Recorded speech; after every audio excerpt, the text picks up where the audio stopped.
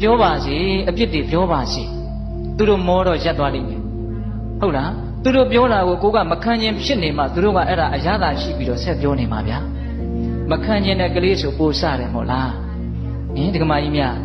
အေးအဲ့ဒါလိုမျိုးနော်အဲ့ဒီမှာမြတ်စွာဘုရားကယ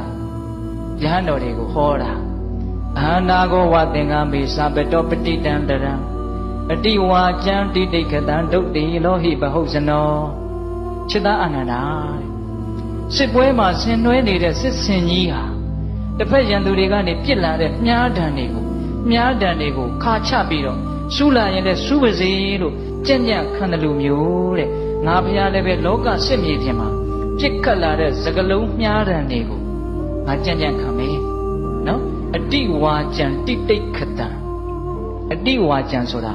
လွန်ကဲကိုပြောလာတာပြောတဲ့အတိုင်းတာထက်လွန်ပြီးတော့ကိုပြောလာတာ